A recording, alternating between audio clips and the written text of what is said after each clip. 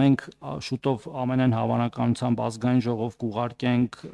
օրենքի նախագիծ, որով այդ աջակցությունը երրորդ եւ հաջորդ երեխային մինչեւ 6 տարեկանը 50,000 դրամ վճարելու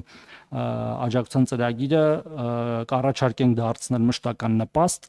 որտեղ նաև փորձն է ցույց տալիս, որ ավելի ճիշտ է պարբերական ամսական աջակցություններով խրախուսել կամ աջակցել ընտանիքներին իրենց երեխայի հոգսերը հոգալ, քան մեկ միանվագ դրամագլխով, որը տրվում է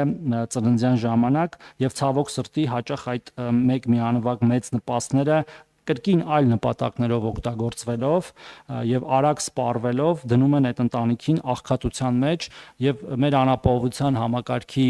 ուսումնասիրություններն ցույց են տալիս, որ բազմազավակ 4 եւ ավելի, 5 եւ ավելի երեխաներ ունեցող ընտանիքների զգալի մասը ստանում է անապահովության նպաստ, այսինքն նրանք այդ երեխաները ունենում են, բայց չեն կարողանում հոգալ նրանց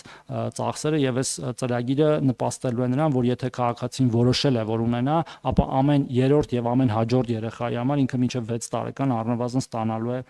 այդ 50,000 դրամը։ Այս պահին միգուցե նաեւ հետագա տարիներին նաեւ դրա վերանայման անհրաժեշտություն ունենա, նաև այդ օրենսդրական փաթեթում մենք առաջարկելու ենք առաջին եւ երկրորդ երեխաների այսինքն համահավասարեցնել բոլոր երեխաներին տրվող այդ միանվագ նպաստը ծննդյան եւ բոլորին դարձնել 500,000 դրամ առաջի եւ երկրորդի 300,000-ների փոխարեն նաև